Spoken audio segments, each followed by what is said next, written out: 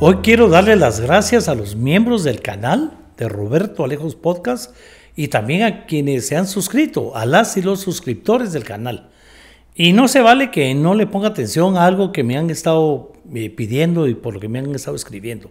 Queremos formar parte de más actividades. Hemos tomado la decisión.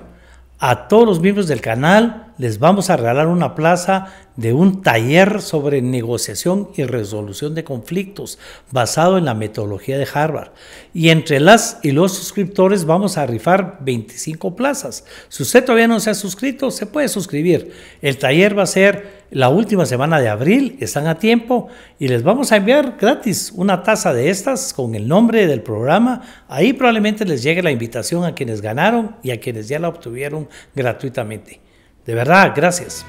Bueno, bienvenidas, bienvenidos a un capítulo más de Roberto Alejos Podcast. Hoy sí, en serio, no se vale que no lo vean completo. Vamos a hablar de algo que tenemos que hablar, porque no podemos dejar de tocar este tema, el caso Maluf. Habíamos hablado ya de la ley de aceptación de cargos, habíamos estado criticando este tema, pero esto ya fue el colmo. Así que si usted no se ha suscrito, no se vale que no se suscriba, que no presione ahí la campanita para que no le avise cada vez que subimos un capítulo. La verdad es que nos da muchísimo gusto estar el día de hoy de nuevo con el abogado, licenciado en Ciencias Jurídicas, catedrático universitario. En fin, si leo todo su currículum, si hablamos de todo su currículum, nos pasamos todo el día aquí, ¿verdad? Hablando de nuestro amigo Javier Monterroso. Xavi, gracias por aceptar esa segunda charla. Gracias, ¿verdad? Roberto, siempre un gusto. Y el cafecito que está muy bueno, por cierto. Seguimos con el ¿y a qué café tomamos? Transdoc. Nada más y nada menos que casi 30 años de experiencia en el tema, en el mercado. Transdoc es una feria virtual de empleo única en este país. Imagínense ustedes, 2,000 ofertas laborales diarias para que usted pueda escoger a lo mejor de lo mejor en este país. Y para usted, que en el 2025 se ha puesto como meta mejorar su situación laboral, con un clic va a encontrar una cantidad de ofertas laborales también del otro lado. Pero además puede actualizar permanentemente su currículum. Transdoc, lo más eficiente en materia de empleo. Pruébelo. Pero miren, es que no podíamos dejar de invitar a Javier para seguirle dando pues el énfasis que merece hasta que logremos hacer algo al respecto, la famosa ley de aceptación de cargos. Pero hoy el caso de la ley de aceptación de cargos es un caso concreto, es el caso del famoso doctor Maluf. El caso parece película de terror y el final es la típica corrupción chapina mezclado con las cosas mal hechas, ¿verdad? O sea, a ver, Javier, si me equivoco un poquito, recordemos.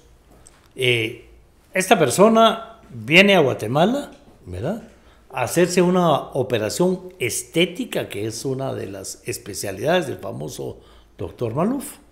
Fallece en la sala de operaciones, un tema que vamos a platicar también del fallecimiento de la sala de operaciones, y el doctor Maluf se enloquece. Hay algunos que dicen que ya estaba loco, que ya lo había hecho en otras ocasiones, que no era la primera, pero entonces el cuerpo, ¿verdad?, lo parte en pedacitos para poder sacarlo de su clínica. Después se descubre que lo saca a la finca de su amigo o su socio y ahí le da sepultura de una forma extraña. Ese es el tema número uno. Él, por supuesto, lo negó durante todo el tiempo. Es más, apantalló en Buen Chapín que la señora había salido perfectamente y que se había ido. Y entonces saca ahí las escenas. Después se demuestra que era su secretaria, su asistente o una de sus enfermeras que sale disfrazada en silla de ruedas. La suben a un Uber. Y después ahí están las cámaras cuando él la va a recoger al Uber, ¿verdad? Y por supuesto la detienen a ella, al asistente, al enfermero, o sea, a su equipo, que van confesando, porque el tema de ellos es que van confesando, sí, ¿verdad? La señora falleció en la operación, apantallamos de Buen Chapín que todavía salió normal, y entonces se hizo esa pantalla de de que se había ido caminando ella sola, hasta que la familia viene a hacer el reclamo y empieza la investigación.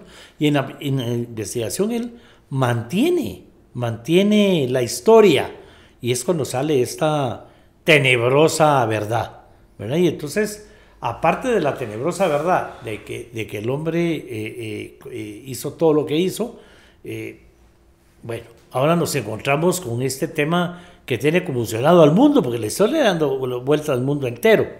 Apenas le dan 3 años de prisión, lo cual significa que es conmutable, porque ya nos vas a contar ese tema, es decir, sentencias menores de 5 años pues son conmutables y el hombre podría haber salido al día siguiente pagándola, ¿verdad? Y 6 años nada más sin ejercer la profesión, y todos los demás temas ni se tocan, ¿verdad?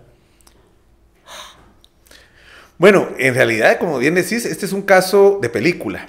Es un caso que ha llamado la atención no solo por lo macabro, sino también por esa sensación de impunidad que se genera a partir de la sentencia irrisoria que le dan, ¿verdad? Porque, como bien decís, por el bien jurídico vida y por el bien jurídico justicia, una pena de 3 años y medio o 1 año y medio por el otro caso, y los dos conmutables.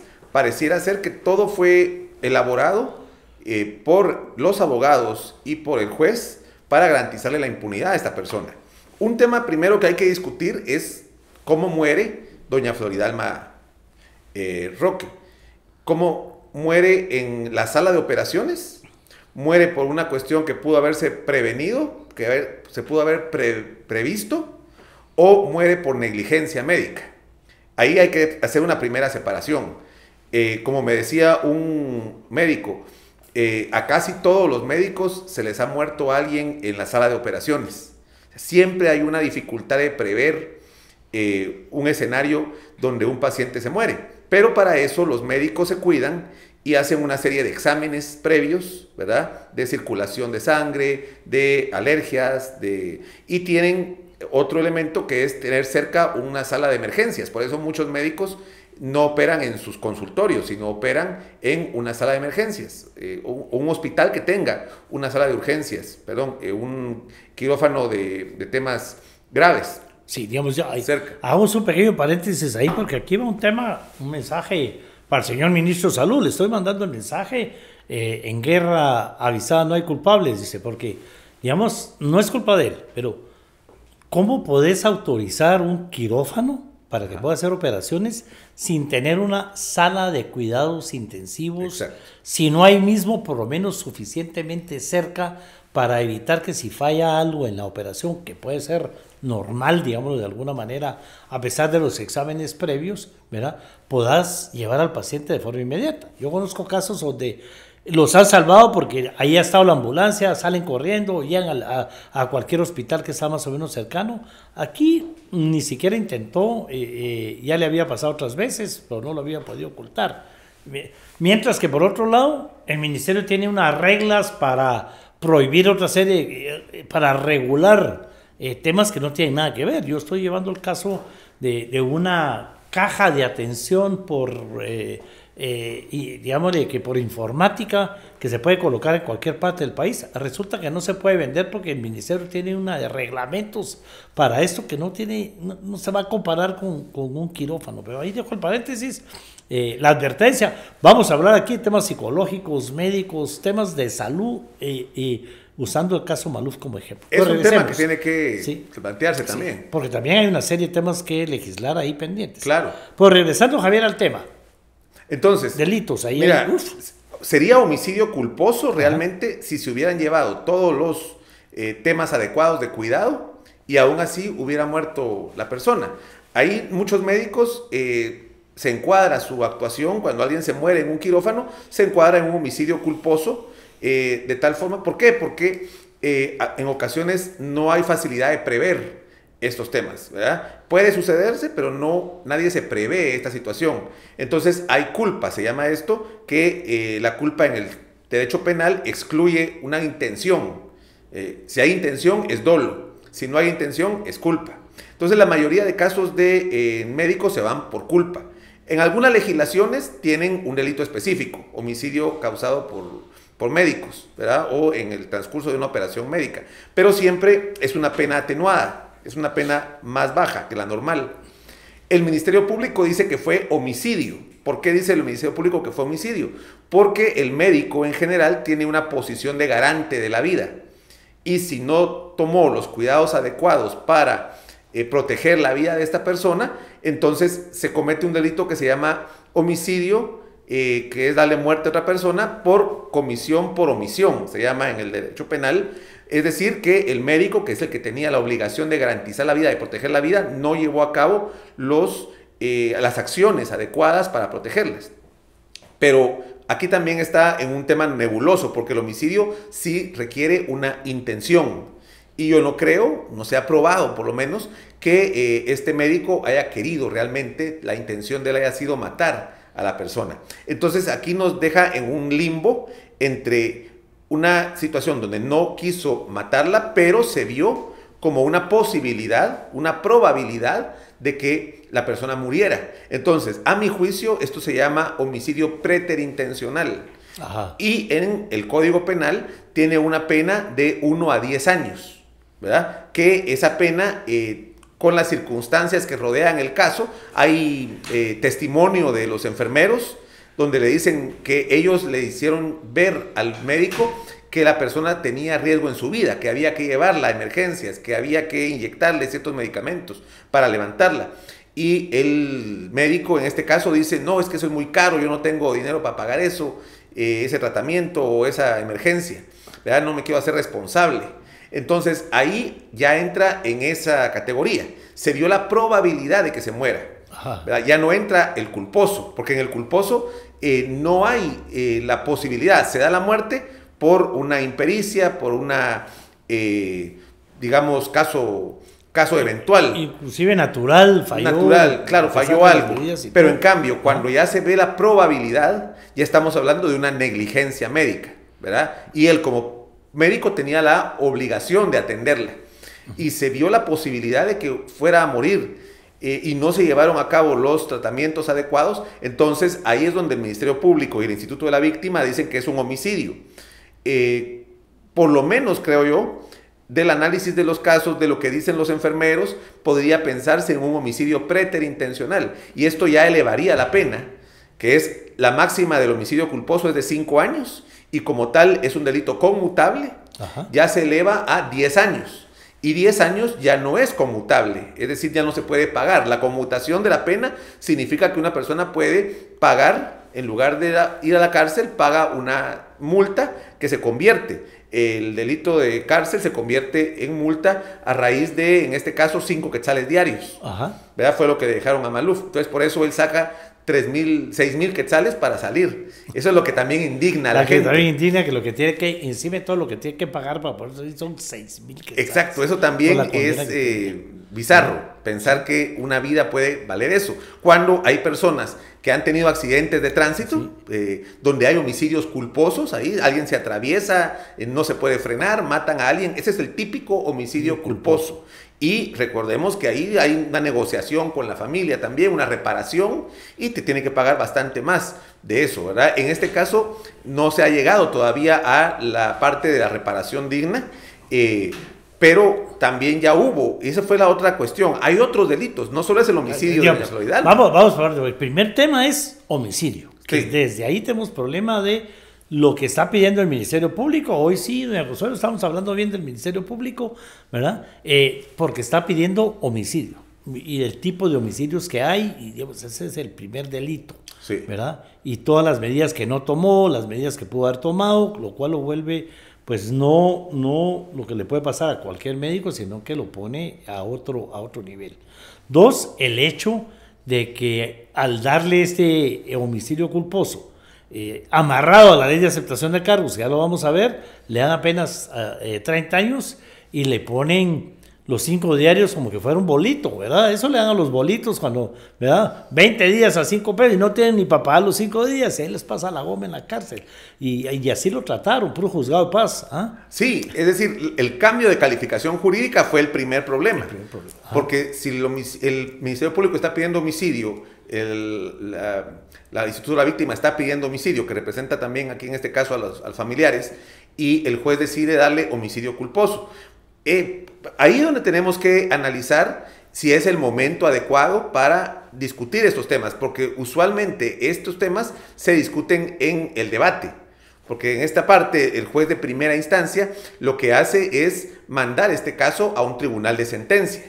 En el tribunal de sentencia ya se van a analizar temas de culpa, de dolo, si había culpa consciente, si había culpa inconsciente, si había dolo eventual, si había dolo directo, si había dolo indirecto, temas muy técnicos del derecho penal que son los jueces de sentencia los que deben de discutir. Pero en este caso lo vio el juez. En este caso lo vio el juez de instancia, ¿para qué? Para beneficiarlo otorgándole una calificación jurídica distinta para que aplicara la conmutación, claro, y aplicara la ley de aceptación de cargos. Pero ¿qué pasó con los otros delitos? A eso voy. O sea, homicidio primer delito, Ajá, de este caso macabro, pero hay otra serie de delitos, es decir, no avisó que había fallecido la paciente, lo negó después que se había muerto, el que haya mutilado el cuerpo, el haber engañado, aparentando que había salido todo bien, en fin, y después haber le dado sepultura, si podemos decirlo de alguna manera,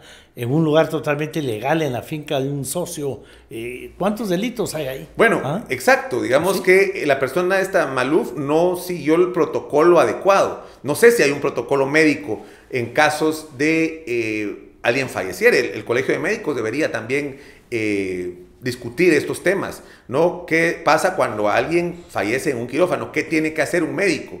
Tiene que llamar a la autoridad. Se va a llevar un proceso, claro que se va a llevar un proceso donde otros médicos como él van a analizar qué fue lo que se hizo con este paciente, ¿verdad? Si él llevó a cabo todos los cuidados necesarios para que la persona no muriera o hubo negligencia médica. Esos son los temas que se discuten ahí. Pero aparte de este delito, lo que más llama la atención es cómo quiso Maluf desaparecer el cuerpo. Ajá. Ahora se filtra un audio también donde él le dice a su personal, no es que estemos matando a alguien, ¿verdad? Estamos alguien que ya está muerto, disponiendo Ajá. su cuerpo. Ese tema de descuartizar, así Ajá. como suena tan feo, descuartizar un cuerpo, eso fue lo que se dio. Eso es un delito independiente. Ajá. Ese delito se llama profanación de sepulturas. Pareciera en el título que solo se refiere a gente que ya está enterrada. Y que la van a sacar, pero Ajá, no, incluye todos estos temas. Incluye estos temas.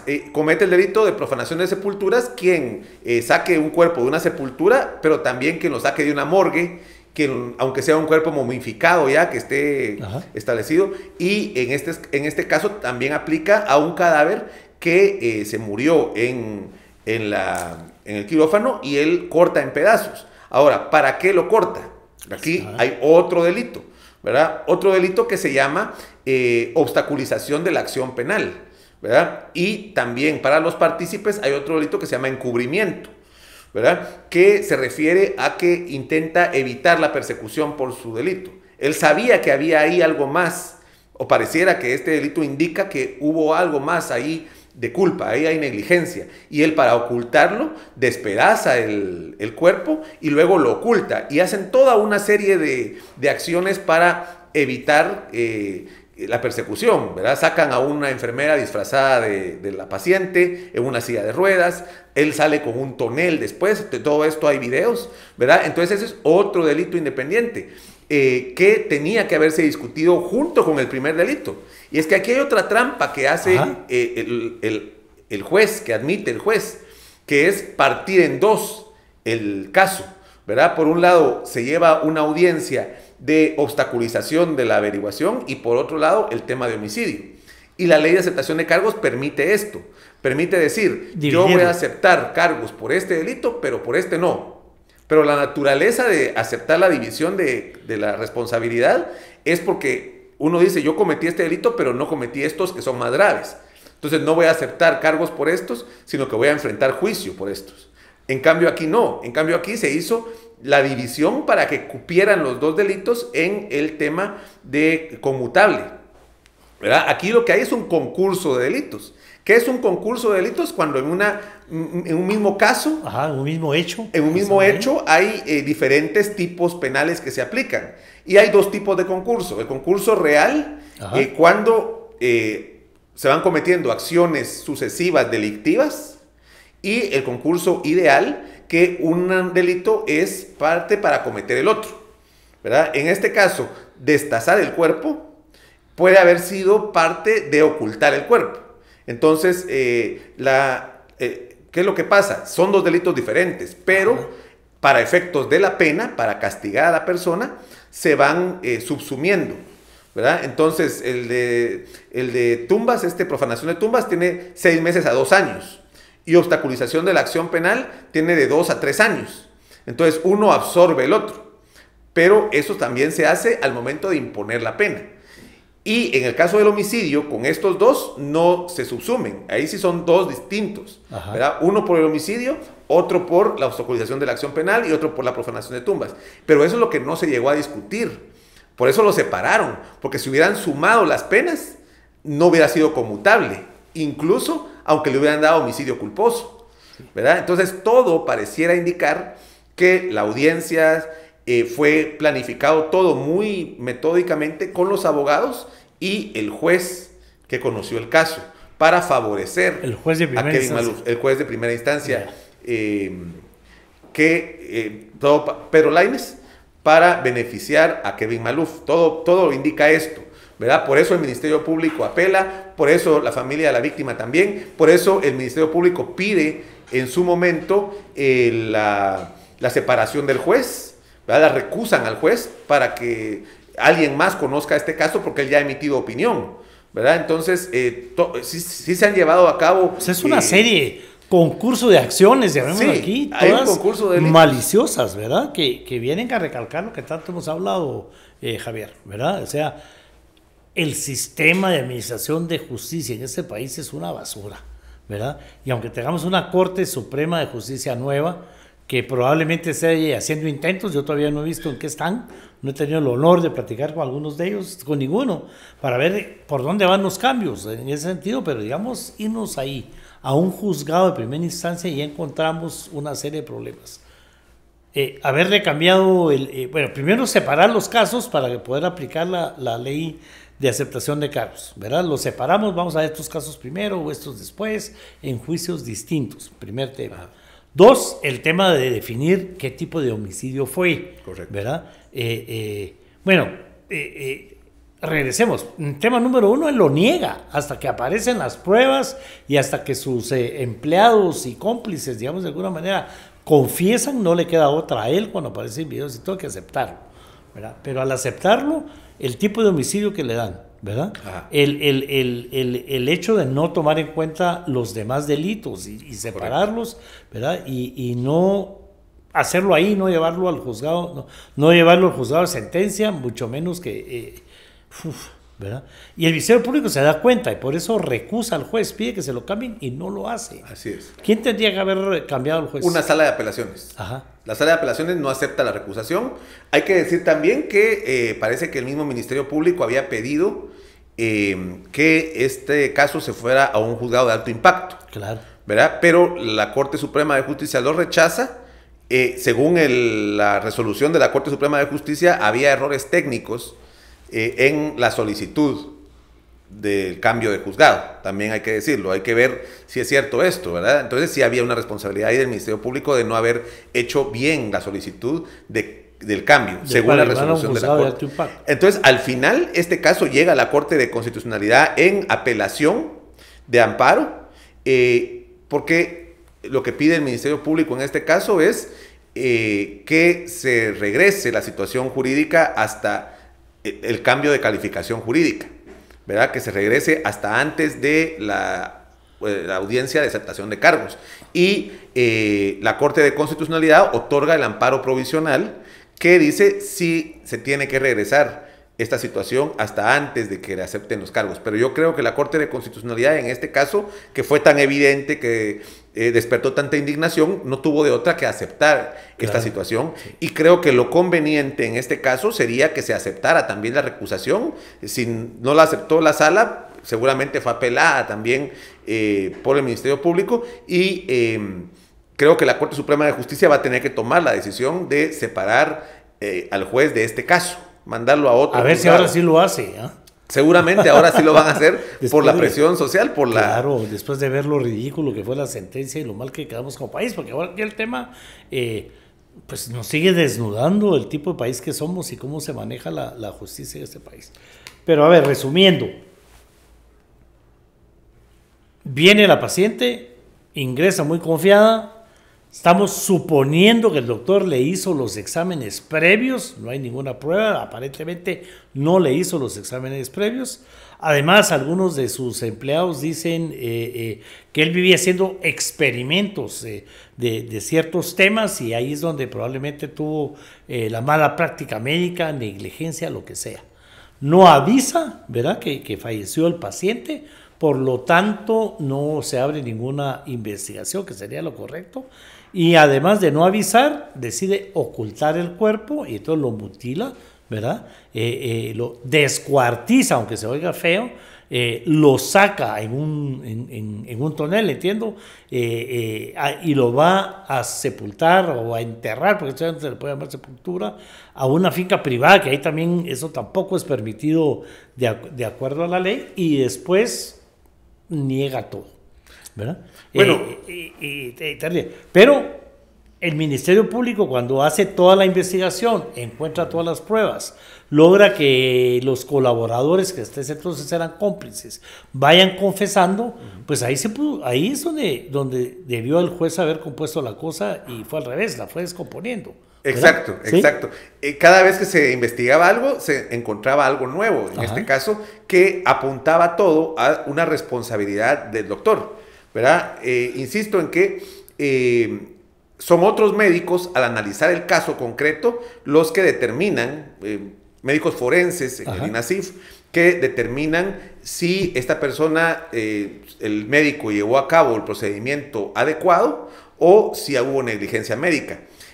Pero al haber descuartizado a la persona y haberla enterrado, que pasó varios meses enterrada, claro, prácticamente se pierde mucha de la prueba que se puede haber dado ahí. O sea, una necropsia en este caso ya no determina la causa de la muerte, ¿verdad? Porque ya pasó tanto tiempo, porque ya se perdieron los elementos químicos que pudo haber tenido, las reacciones químicas que pudo haber tenido. Hasta 2 dedos se perdieron. Hasta dicen que hasta 2 dedos se perdieron. Entonces, todo esto hace prácticamente imposible que se pueda determinar a ciencia cierta de qué causa murió ella, o sea, la responsabilidad del médico. Sí. Lo que tiene que usar el Ministerio Público son los testimonios que tiene de estas personas que eran cómplices y ahora se convirtieron en, no en colaboradores eficaces, porque en este caso no aplica la ley contra la delincuencia organizada, no era un grupo concertado para cometer delitos, sino en personas que prestan su testimonio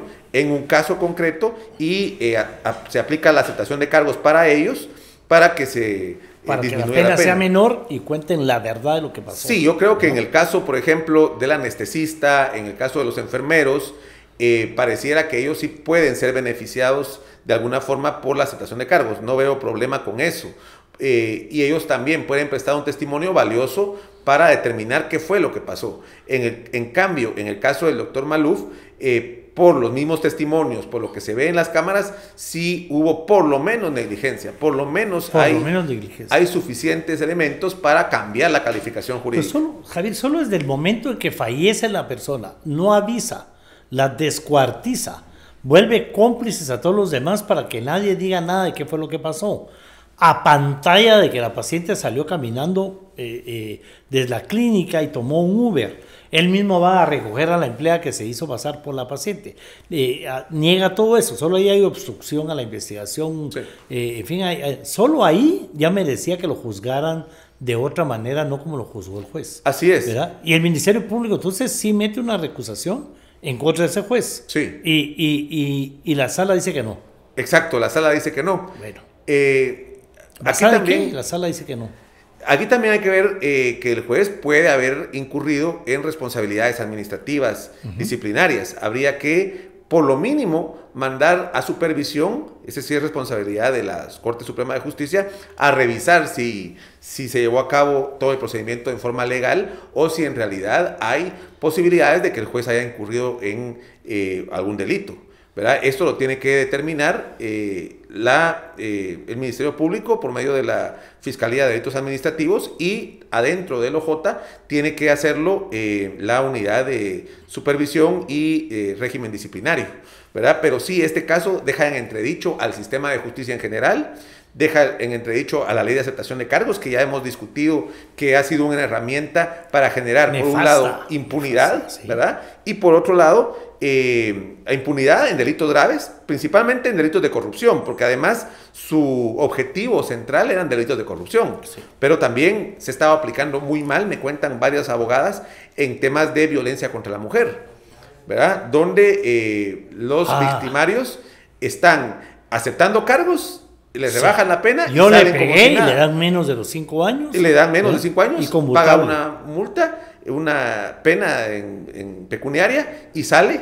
Y entonces las víctimas de la violencia intrafamiliar o de la violencia contra la mujer en general se quedan así. Entonces, ¿para qué hicimos todo este proceso de denuncia? ¿Por qué aprobamos esa ley tan dura, tan criticada? Ajá, entonces para que después otra ley lo haga más fácil salir. Claro, entonces hay que discutir en qué casos se puede aplicar aceptación de cargos, en cuáles no. Porque actualmente se está utilizando como un mecanismo de impunidad. Aquí hay que tomar en cuenta también ciertos, digamos, beneficios que pudiera tener la aceptación de cargos en cuanto a la rapidez del procedimiento, en cuanto a que es cierto, no todos los casos merecen una pena de prisión. Ajá. Hay muchos casos que es posible conmutarla, es posible una reparación digna, pero entonces hay que discutir esos elementos de la reparación digna. ¿Qué significa para una víctima de violencia intrafamiliar? ¿Qué significa para una familia como la de la señora, en este caso Floridalma, que fue mutilado su cadáver, incluso no solo la muerte, sino también para la familia que implica esto? Sí. Pero toda esta discusión se tiene que hacer en una ley de reparación digna, que tendría que estarse discutiendo en el Congreso. Ese es otro tema, ¿verdad? Porque incluso me están invitando, y seguro después de que vea ese programa va a llegar más invitaciones para ir a otros programas, a otros temas, para hablar del tema, la parte psicológica, cómo afecta a la familia, todo lo que sucedió, la mala aplicación del tema médico en este país. Ajá. Pero regresando a nuestro tema, y vamos a aceptar, ¿verdad? Vamos a aceptar a ir a discutir este tema, porque aquí hay mucho, ¿verdad? Uno, digamos, por primera vez estamos hablando, cosa rara, bien del Ministerio Público. Hace una investigación que hace cambiar la historia de Maluf, logra la confesión, digamos, a través de que aceptan cargos, todos los que en un principio eran cómplices, ahora se volvieron colaboradores. Maluf tiene que cambiar la historia, ¿verdad? Pero el primer paso es la decisión del juez de qué tipo de separar los casos para que pueda aplicar la ley y qué tipo de delito le va a aplicar. 1. 2, lo que estás diciendo, recusan al juez por lo que está haciendo y la sala no le da trámite, ¿verdad? Y no sé por dónde va, porque había que hablar eso, Javier, porque ahorita la Corte lo manda de regreso al caso para que prácticamente empiece, ¿verdad? Se vuelvan a definir los delitos, pero al mismo juzgado. Si no camina la recusación contra ese juez, va a ser el mismo juez corrupto, claro, que vuelva a verlo. Pues sí, todo eso tiene que verse ahorita. Creo yo que tiene que cambiarse de juzgado, sin duda, porque este juez ya no tiene credibilidad ni ante las partes procesales ni ante la población. O sea, tiene que determinarse bien qué fue lo que hizo el juez. Y yo creo también que hay otros procedimientos, hay otros mecanismos por los cuales puede discutirse este tipo de casos, ¿verdad? Se lo dijimos a Iván Velázquez en su momento, mire, no es conveniente la ley de aceptación de cargos en Guatemala.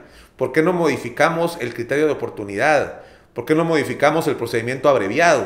El colaborador eficaz. El colaborador eficaz en algunos casos. ¿Por qué no modificamos otro tipo de normas que permitan? Porque lo que él quería en realidad era agilizar los casos. Recordemos que había una gran crítica de la CICIG que no lograba condenas, porque los procesos eran muy largos. Entonces él lo que quería hacer era un mecanismo que le permitiera tener condenas rápidas y a la vez que una mezcla entre aceptación de cargos y colaboración eficaz. Llega al Congreso y es cierto, el Congreso la cambia, la ley que presentó Iván Velázquez. Sí, tenemos claro, porque ahí lo voy a decir con nombre y apellido, Carmen, ahí Ibarra nos Me criticó cuando le hice la entrevista a Roberto López decir que le echamos la culpa a Iván Velázquez de haber metido esa ley. Y lo ratifico. Fue él el necio de meterla porque le urgían sentencias rápidas. Y con aceptar los cargos y reducir la pena, ¿verdad? Y darle este tipo de sentencias y de condenas que se están dando, claro que iba a tener una aceptación de cargos.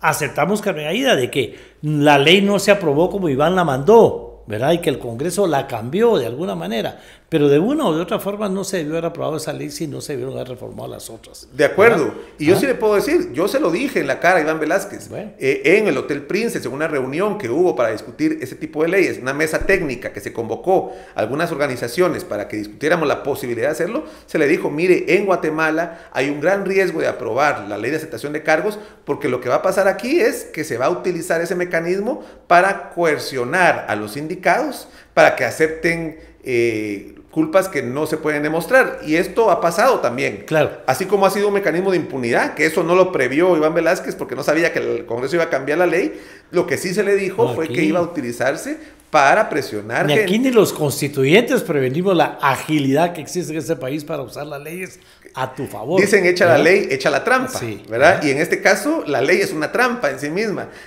Yo sí creo que puede caber en el ordenamiento jurídico de alguna forma. Hay que modificar la ley de aceptación de cargos. No puede ser que quede totalmente a criterio del sindicato.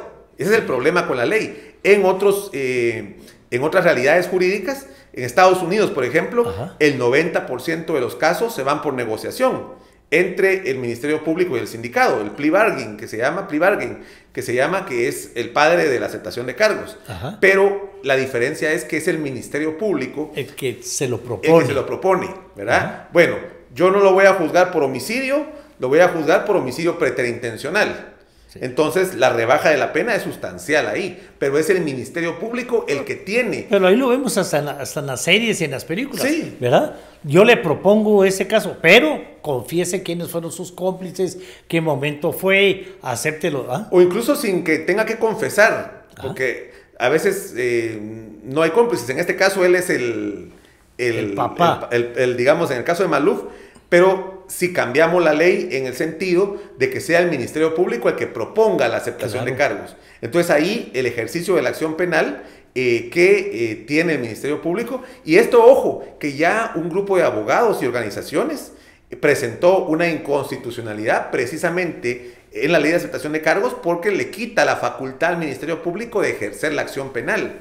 Y esta misma Corte de Constitucionalidad no la otorgó, ¿verdad? Esta Corte dijo, no, la ley de aceptación de cargos está bien, no tiene ningún problema. Pero ahora estamos viendo los problemas que está, porque además es una solicitud del sindicato. La ley establece que la aceptación de cargos es un derecho del sindicato, ¿verdad? Y que el juez tiene que aceptarlo siempre y cuando se den los requisitos legales, sí, pues, ¿verdad? Entonces, no como debería ser. El Ministerio Público es el que le debería hacer la oferta. Claro. Le cambio este delito por este otro, a cambio de una condena tal y tal, y llegar con el juez y decirle, mire, hemos llegado a este acuerdo, pero a propuesta del Ministerio Público. Como se hace, por ejemplo, en los beneficios de colaborador eficaz, en la ley contra la delincuencia organizada. La ley contra la delincuencia organizada, donde también hubo una discusión técnica sobre este tema, sí se llegó al acuerdo de que el Ministerio Público es el que lleva el ejercicio de la acción penal.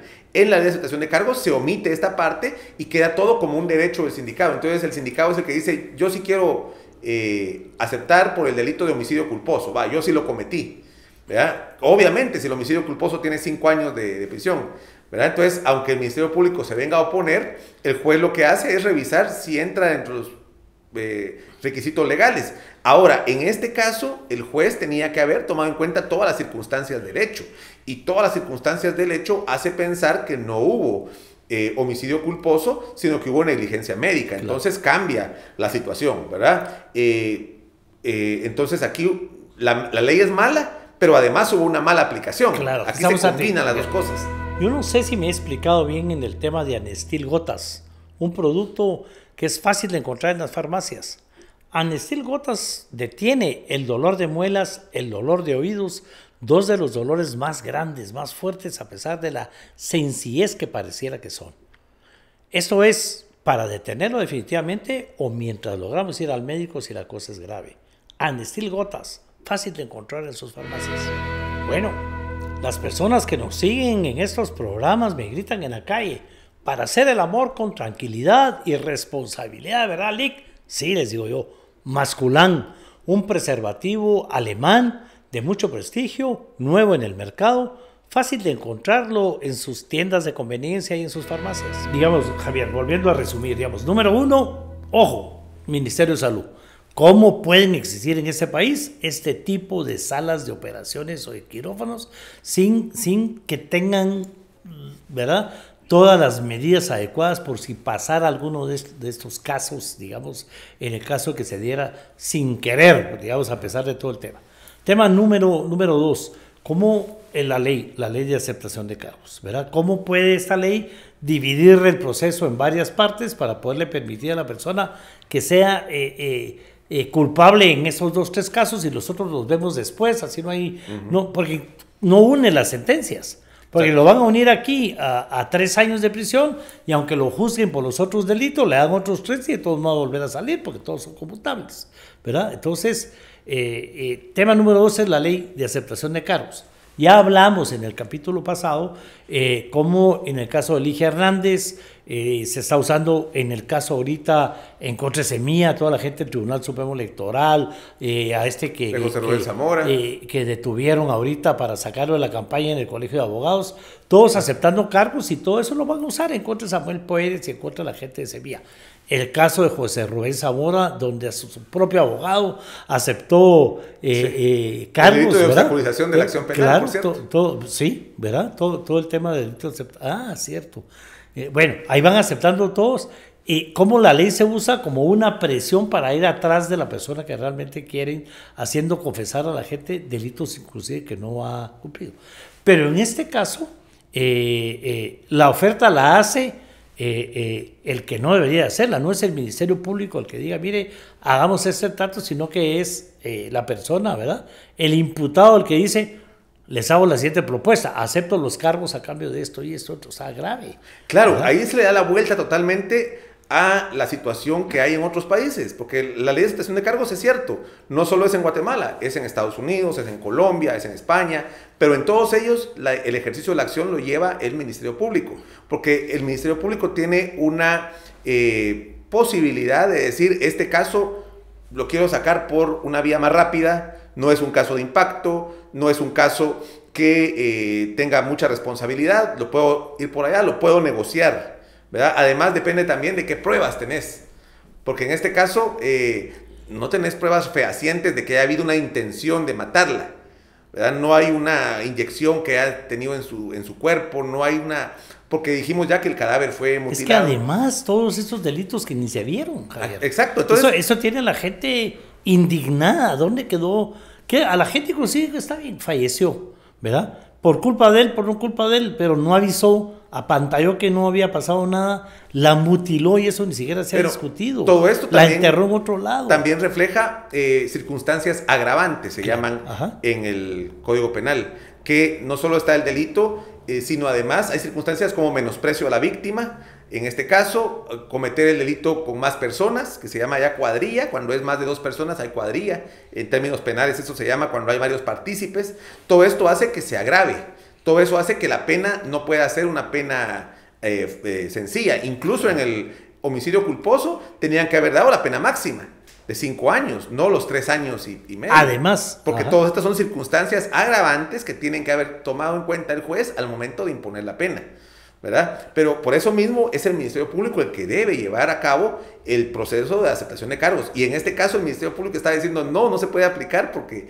es otra calificación jurídica. No hemos negociado esa situación. Eso ni siquiera lo hemos visto. Ajá. Entonces ahí vemos que sí hay cosas que tiene que corregir el Congreso. Bueno, entonces estamos hablando digamos, el sistema de justicia, cómo camina, la ley de aceptación de cargos usada para presionar por unos lados, usada para la impunidad en otros, la corrupción en nuestro sistema de justicia, porque este juez, ¿verdad? Ni la mujer le va a creer cuando diga que llegó tarde porque tuvo una emergencia, nadie le cree todo lo que sucedió, todo lo que hizo, el no haber aceptado la recusación del juez, ¿verdad? Que es otro tema, el que hayan definido, no un tribunal de sentencia, sino que lo ha definido él en este tema, y ahora hay que seguir, porque todo eso hay que verlo, no se puede seguir viendo con el propio juez. Todos los delitos que no se han visto se tienen que ver, ¿verdad? La corte, bueno, no sé, el abogado tendrá que pedir que tal vez una ampliación para que la Corte Constitucional diga, lo que la Corte de ahorita es un amparo provisional, por lo menos para que no lo dejen salir. Tal vez en el amparo definitivo la Corte manda a decir Sí. que debe ser otro juzgado, que no puede ser el mismo, que hay que unir todos los delitos en un mismo proceso. Sí, hay que ver si todavía, si se apeló la sentencia por la obstaculización de la acción penal, Ajá. que no tomó en cuenta otras circunstancias. Si eso ya quedó en firme, yo creo que ya quedó en firme, entonces solo se va a poder seguir por el tema de homicidio. Pero creo que todavía falta también la apelación a la sentencia, que lo que dio el amparo ahorita a la CC fue, entiendo yo, que por una fase previa, había que revisar bien, pero la misma sentencia de la Corte de Constitucionalidad dice, mientras se tramita el amparo definitivo, lo que ya ha dado es un amparo provisional. Sí.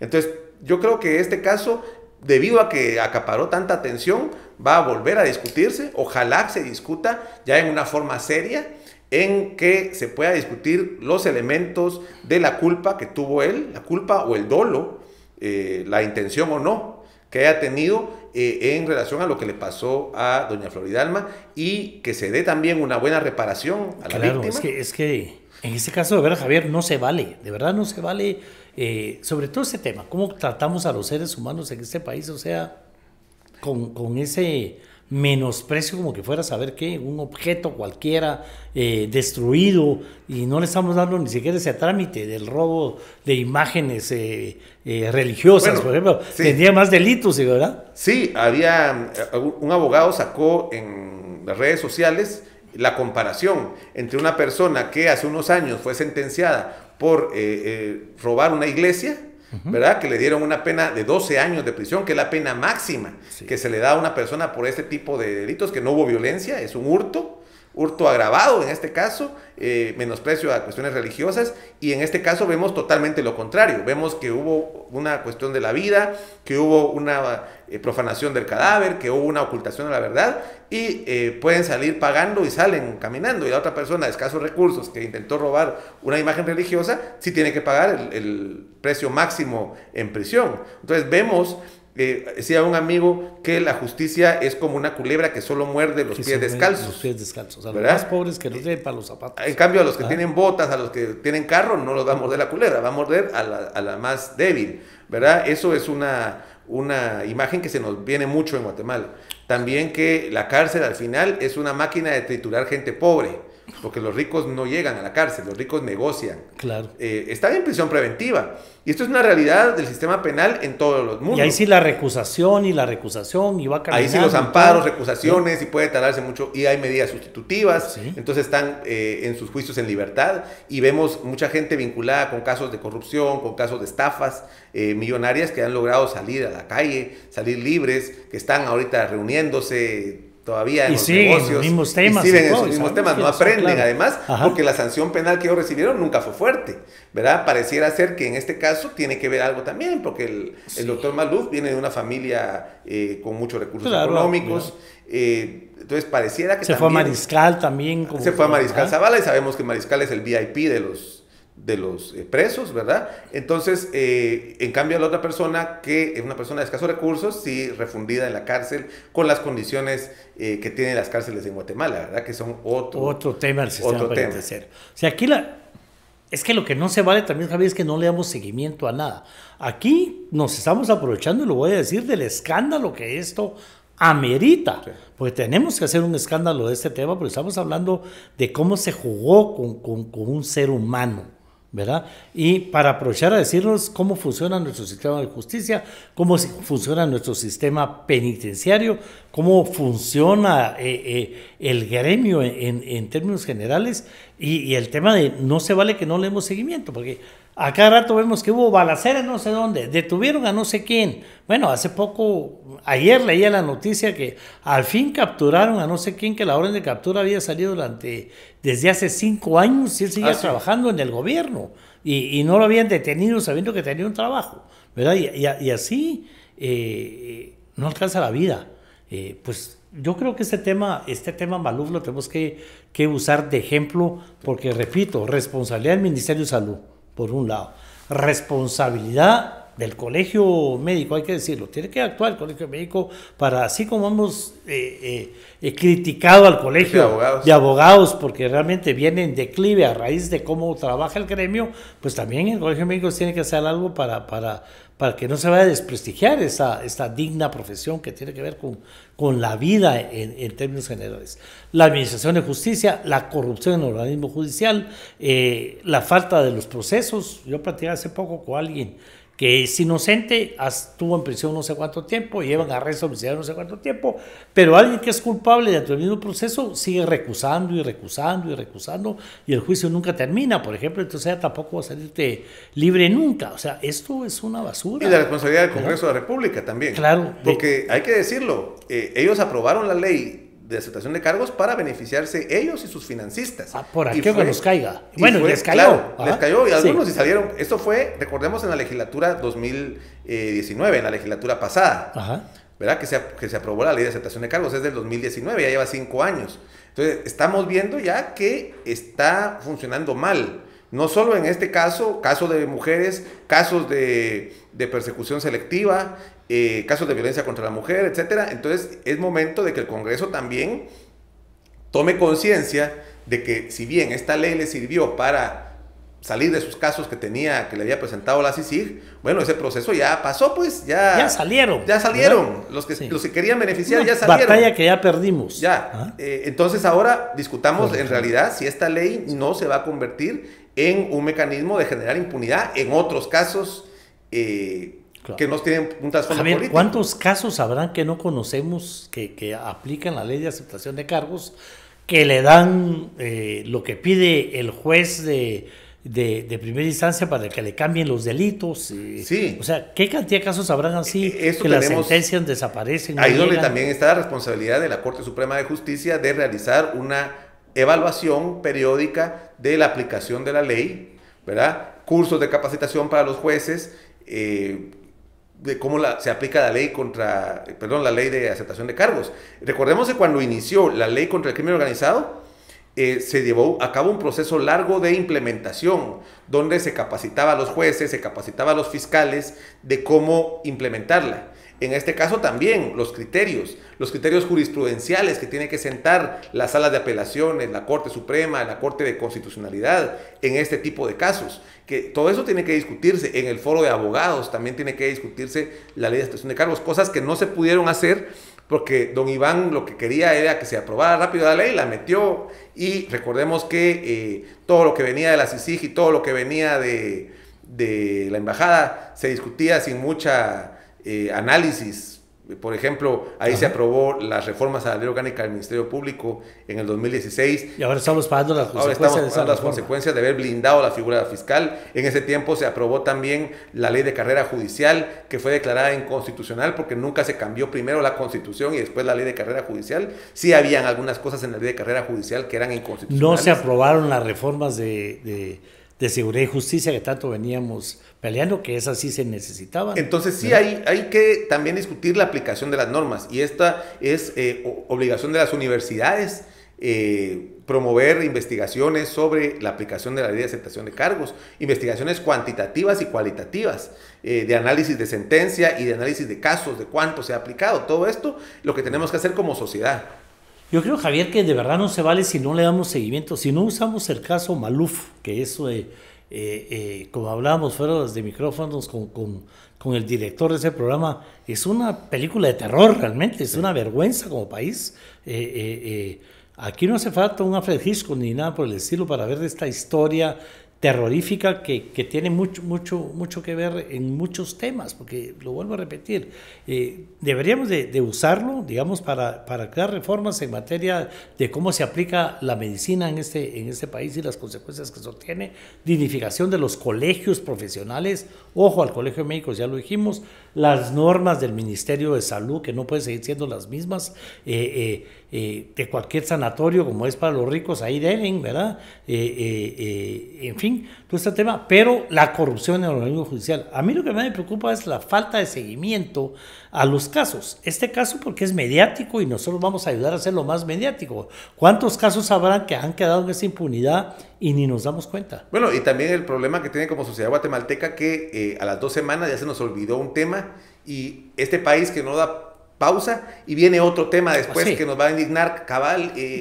Hace un mes está el tema del accidente ¿te acuerdas del accidente que pasó en la zona 18? Claro, el autobús. Murieron 53 personas. ¿Qué seguimiento se le ha dado? ¿Que se ha mejorado la seguridad en los buses o no? Igual puede ser el tema Maluf, puede ser un tema que se olvide dentro de un par de semanas. Entonces, ahí la responsabilidad y qué bueno que existan estos espacios de discusión y de análisis y que circulen redes sociales para que de verdad haya un seguimiento, que se le dé, lástima decirlo así, pero que este caso se tiene que seguir dando realce, se tiene que seguir haciendo escándalo por para que no se olvide.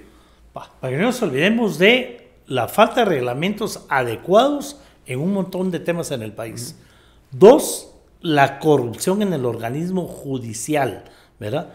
3, la corrupción más arriba en los jefes del organismo judicial y en este caso, digamos hoy, una buena intervención de la Corte de Constitucionalidad, pero que la tiene que terminar, ¿verdad? Tiene que haber un amparo definitivo donde realmente cambie de juzgado, así como las instrucciones al Congreso de la República, la Corte hoy debería dárselas más concretas al organismo judicial a repetir este tema. Pero sobre todo, no podemos mantenernos en ¿qué tipo de país somos? De verdad, ¿qué tipo de país somos? Porque lo que decías, digamos, la directora de Transportes del Ministerio de Comunicaciones sale diciendo que ha presentado un montón de denuncias contra funcionarios que ella ya encontró en ese cargo, pero habría que darle más publicidad. ¿Qué pasó con la persona que le dio el permiso a este bus que tenía 30 años de estar en servicio y el dueño sale con orgullo diciendo, ya llevaba 30 años y nunca había fallado? ¿Qué pasó con el dueño que permitió que alguien que no tuviera la licencia adecuada lo manejara? ¿En dónde queda Provial que no revisa realmente en el camino toda esa gente? O sea, estamos mal aquí. Yo ya no hablo de refundación del Estado, pues la reestructuración del Estado es necesaria y no sabemos ni por dónde empezar. Yo diría que el caso Maluf, que es una vergüenza para el país y que toca tanto el sistema, debería ser un ejemplo de algo al que deberíamos de mantenerle el dedo en la llaga, Javier, ¿verdad? Para reformar todo nuestro sistema de justicia, nuestro tema penal, en fin. ¿Cómo lo resumirías? Bueno, yo creo que este caso es un caso paradigmático, evidencia las deficiencias del sistema de justicia, evidencia las necesidades de reformar leyes. Sí creo que puede ser un caso a partir del cual se puede hacer estudios jurídicos muy fuertes en las universidades, en el sector justicia y en el Congreso de la República. Ahí hay una comisión de reformas al sector justicia. Esta comisión debería estar analizando qué pasó en este caso, cómo se está usando esta ley de aceptación de cargos para casos, qué efectos está teniendo esto, ¿verdad? Y qué efectos hay en el sistema disciplinario de jueces y magistrados. Cómo está funcionando también. Hay que partir de este caso para lograr reformas. Ojalá se pudiera hacer. Hay cosas que en Guatemala ha pasado a partir de un caso. Recordemos, por ejemplo, la ley Alba Kenneth. Sí. Estos eran 2 niños que fueron desaparecidos, que se encontraron mutilados sus cuerpos también, y a partir de eso se crea un sistema de alerta temprana en casos de desaparición de personas. Aquí jugó un papel muy importante la Fundación Sobrevivientes, ¿verdad? Por ejemplo, y también el Congreso de la República al aprobar la ley Alba Kenneth. Es que tenía buen presidente en esa época. Bueno, hay también que reconocer que la ley de contra el crimen organizado, la ley de temas, recordate cómo se aprobó también la ley de transparencia, la ley de acceso a la información. Toda la ley de libre acceso a la información. Es que fue por un clavo en el Congreso. Claro, fue por la ley de libre acceso a la información cuando se perdieron los 82 millones en una financiera no regulada, porque todo se vuelve una cadena. Entonces ahí decidimos, bueno, pasemos la ley de libre acceso a la información para que no nos pase a nosotros también, pero es sacarle, ¿verdad? Bueno, de algo malo buscarle lo bueno. ¿Ah? La ley de comisiones de postulación con el caso Rosenberg. Claro. ¿Te acordás que el caso Rosenberg, cuando acusaban a a Álvaro Colón de haber asesinado a Rosenberg, él tenía que demostrar independencia, entonces se apoya la ley de aceptación de cargos, que también creo que estaba de presidente del Congreso. Ahí estaba yo presidente del Congreso cuando se aprobó, y que ha permitido tener más transparencia, que no se puede modificar todo el sistema porque eso parte de la Constitución, pero que son ejemplos de leyes que han surgido, de procesos que han surgido a raíz de casos paradigmáticos, ¿verdad? El caso Rosenberg, el caso de MDF en el Congreso. Entonces, ojalá este caso sea un caso paradigmático, que pueda, ya lo es, que pueda abrir los ojos sobre muchísimos temas que hay que reformar en el país. El país necesita cambios en toda su estructura. Los constituyentes jamás nos imaginamos las brillantes mentes perversas y diabólicas que existen en este país, que saben darle vuelta a la ley para usarla a su favor. No es que sea echa la ley, echa la trampa. Echa la ley y los muchachos encuentran la trampa, encuentran el hoyo, ¿verdad? Por dónde colarse. Ese es el tema. ¿Verdad, Javier? Muchísimas gracias. ¿Verdad? Yo le pido disculpas a la familia, pero están aportando mucho al país con haber hecho público este caso, con permitir que lo hagamos público. Voy a insistir en el tema del Ministerio de Salud, voy a insistir en el colegio de médicos, ¿verdad? Que tiene su nombre especial. Vamos a insistir en el tema de la corrupción en el organismo judicial, un reto para la Corte Suprema. Aquí la Corte Constitucional, que sigan sin hablarme, cuando hay que hablar bien de ellos, hablamos bien también. En este caso, hablamos lo que es. Aquí se trata de hacerlo didáctico, y lo que hoy hemos aprendido, Javier, es que en materia penal hay mucho que hacer. El tema es complicado y las personas expertas en el área penal se aprovechan de quienes no conocen el tema, ¿verdad? Y eso nos pasa en todas las áreas, ¿verdad? Por eso también no hay que abandonar el tema de los estudios. Decía por ahí una senadora, y todo el tema, hay que capacitarse. La juventud se tiene que capacitar y capacitar, o el que ya conoce nos va a seguir ganando, ¿verdad? Correcto. Sí. Javier, muchas gracias, de verdad. Así cerramos un capítulo más. Lo vamos a cerrar con un tema especial aquí, una entrega que le vamos a hacer a Javier Monterroso, pero de verdad, si usted se sintió ofendido hoy, pues tienen derecho, que no dimos muchos nombres, pero una tacita de café todo lo arregla. Nos vemos, hasta el próximo capítulo. El día de hoy quiero aprovechar la presencia de Javier Monterroso, con quien acabamos de grabar programa, para un tema más dirigido a quienes pertenecen a nuestro canal, a quienes se han afiliado, podríamos llamarlo de alguna manera. Usted puede ser miembro del canal, puede de muchas maneras participar. Javier, estamos ofreciendo un curso de negociación y resolución de conflictos para quienes ya pertenecen al canal. Para quienes se suscriban, vamos a rifar para este curso. Tenemos capacidad de unas 25 personas. Va a ser a finales de abril. Les vamos a obsequiar una taza con el No Se Vale, el Roberto Alejos Podcast. Ahí probablemente les llegue la invitación. Yo tenía un trato con la familia Telles, ¿verdad? Rafael Telles García, un maestro constituyente, miembro de la Asamblea Nacional Constituyente de Colperro, para vender sus libros. Ya falleció. Su hijo encontró estos libros. Dice: una constituyente que yo viví. Todos los días, terminando la plenaria, él hacía una columna para un medio de comunicación de manera chusca, simpática, además con caricaturas de cómo se fue realizando esa sesión. Hoy estoy cambiando la metodología. Vamos a donárselos o lo vamos a rifar entre quienes se suscriban al canal. Lo vamos a incluir. El director va a tomar la decisión de cómo lo vamos a hacer, pero la primera entrega a nuestro invitado va a ser con vos, ¿verdad? Así que, en nombre de Rafael Telles García, un constituyente, que paz descanse, un maestro constituyente, aquí narra cómo se hizo la Constitución, pero como dice nuestro compañero Aquiles Fallase, conozca sus derechos, conozca la Constitución. Pues Roberto Alejos Podcast va a ayudar a que conozcan la Constitución y va a ayudar a muchos temas. Nos queremos mantener didácticos, ¿verdad? Gracias por suscribirse, gracias por ser parte del canal. Gracias, Javier. Muchas gracias, Roberto. Es un gusto para mí recibir estos libros de un constituyente, porque yo doy clases de Derecho Constitucional y pues es mi especialidad, entonces estoy seguro que será de mucha utilidad. Gracias. Gracias a ustedes, y acuérdense, cursos de negociación, resolución de conflictos, los pocillos, y ahora estos 4 tomos de una constituyente que yo viví. Suscríbase, sea parte del canal.